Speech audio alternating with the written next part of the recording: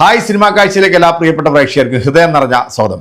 The real Kerala story, ശരിക്കും ഇത് Kerala story എന്നല്ല പറയേണ്ട, the real Sanghi story 2 chapter 2 എന്ന് വേണമായിരുന്നു ഇടേണ്ടത്. എന്തായാലും സംഘപരിവാറിന് വേണ്ടി ഒരുപാട് കഷ്ടപ്പെട്ടിട്ട് എടുത്തിട്ടുള്ള ഒരു സിനിമയാണ്. ഇതിന്റെ ഒരു ട്രെയിലർ കഴിഞ്ഞ ദിവസം പുറത്തിറങ്ങിയിരുന്നു. ഓൾറെഡി നമ്മൾ ട്രെയിലർ റിയാക്ഷനൊക്കെ ചെയ്തതാണ്. പക്ഷെ ഇന്ന് ഏറ്റവും കൂടുതൽ സമൂഹ മാധ്യമങ്ങളും സോഷ്യൽ മീഡിയയിലും ആളുകൾ എടുത്തിട്ട് അലക്കി അങ്ങ് ബഹിരാകാശത്തേക്ക് വിട്ടുകൊണ്ടിരിക്കുന്ന ഒരു ട്രെയിലറാണ്. ഈ ട്രെയിലർ വളരെ പ്രധാനപ്പെട്ട ഒരു സീനുണ്ട്. അതായത് ഒരു ഹിന്ദു പെൺകുട്ടിയെ 3-4 മുസ്ലിം സ്ത്രീകൾ ചേർന്നുകൊണ്ട് വളരെ ബലമായി പിടിച്ചു വെച്ചിട്ട് ബീഫ് ഈ കുട്ടിയുടെ വായിലേക്ക് തിരികെ കൊടുക്കുന്ന ഒരു രംഗം. ഓഫ്, മാസം എന്ന് പറഞ്ഞാൽ പോരാ, വേറെ ലെവൽ എന്ന് വേണമെങ്കിൽ പറയാം. ഇത് കേരള സ്റ്റോറി എന്നാണ് പറയുന്നത് കേട്ടോ. അപ്പൊ നമ്മുടെ കേരളത്തിൽ എവിടെയും ഇത്തരത്തിലൊരു സംഭവം ഉണ്ടായിട്ടില്ല. പിന്നെ എനിക്ക് എടുത്തു പറയേണ്ട ഒരു കാര്യം എന്ന് പറഞ്ഞാൽ, ഈ സിനിമ പറയുമ്പോഴത്തേക്ക് നമ്മൾ കുറച്ച് പൊളിറ്റിക്സും കൂടെ പറയേണ്ടി വരും. അതായത് ഇവിടുത്തെ സംഖ്യകൾ ഏറ്റവും കൂടുതൽ ഇഷ്ടപ്പെടുന്നതും അവർ കഴിക്കാൻ ആഗ്രഹിക്കുന്നതും നല്ല ഒന്നാം തരം പോത്തിറച്ചിയുടെ കറിയും നല്ല ചൂട് പൊറോട്ടയും നല്ല ബീഫ് ഫ്രൈ ഒക്കെ ആണെന്നുണ്ടെങ്കിൽ അവന്മാരിരുന്ന് കഴിക്കുന്ന കാണുമ്പോൾ നമുക്ക് തന്നെ ഒരു അസൂയ തോന്നിപ്പോകും. ഓ, എന്താ അല്ലേ ഒരു പൊറോട്ട ബീഫ് കറി എന്നൊക്കെ പറയുമ്പോഴത്തേക്ക് ഭയങ്കരമാണല്ലോ. അപ്പം അതാണ് ഏറ്റവും കൂടുതൽ ഇവർ ഇമ്പോർട്ടൻ്റ് ആയിട്ട് ഈ ഒരു സീനിനകത്ത് കൊടുത്തിരിക്കുന്നത്. പക്ഷെ ഇന്ന് കേരളത്തിലെ ജനങ്ങളുണ്ടല്ലോ, ഏത് സാധാരണക്കാരായിട്ടുള്ള ആളുകൾ, അവര് എടുത്തിട്ട് അങ്ങോട്ട് വിട്ടോണ്ടിരിക്കുക. നമുക്ക് ആ 2-3 വീഡിയോ ഒന്ന് കണ്ടിട്ട് പെട്ടെന്ന് നമ്മുടെ വീഡിയോയിലേക്ക് തിരിച്ചു വരാം.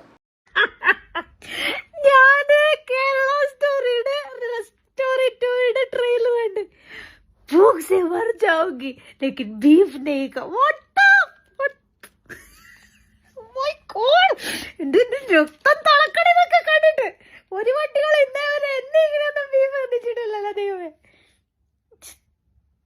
ഇതൊന്നും ഷൂട്ട് ചെയ്യുന്നവർക്ക് നാണാവില്ല. എന്റെ ദൈവമേ, എന്താണെങ്കിലും അവറ്റകളെ കരച്ചിൽ കാണാൻ എന്തൊരു രസം. ഭൂഖ് സേ മർ ജാഊംഗി ലേക്കിൻ ബീഫ് മേ നഹീ ഖായേഗാ.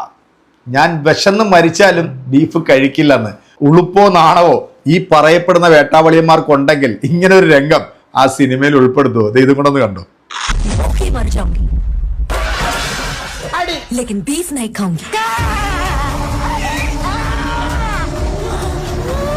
അങ്ങനെ ബീഫ് മാത്രമായിട്ട് കൊടുത്തോണ്ട് എന്റെ കുഞ്ഞിന് 2 പൊറോട്ടയും കൂടി ഇട്ട് കൊടുത്തേ.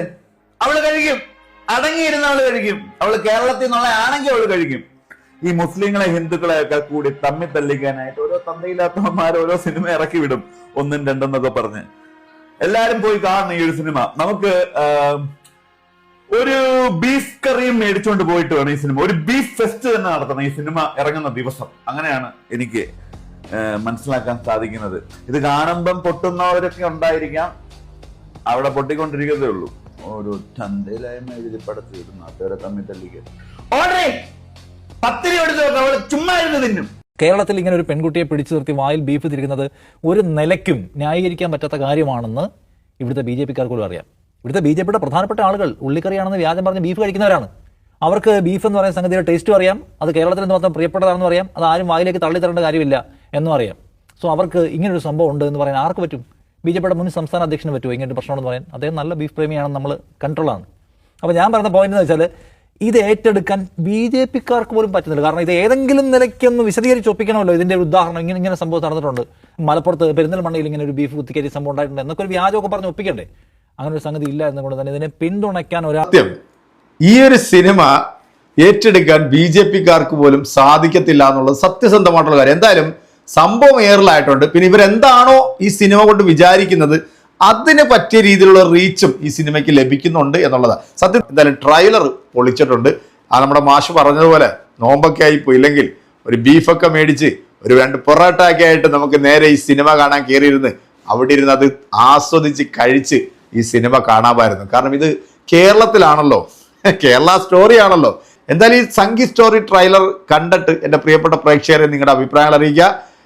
അടുത്തത് സിനിമയ്ക്ക് ശേഷം ബാക്കി നമ്മുടെ അഭിപ്രായങ്ങളുമായിട്ട് വരുന്നതായിരിക്കും. അതുവരേക്കും എല്ലാവർക്കും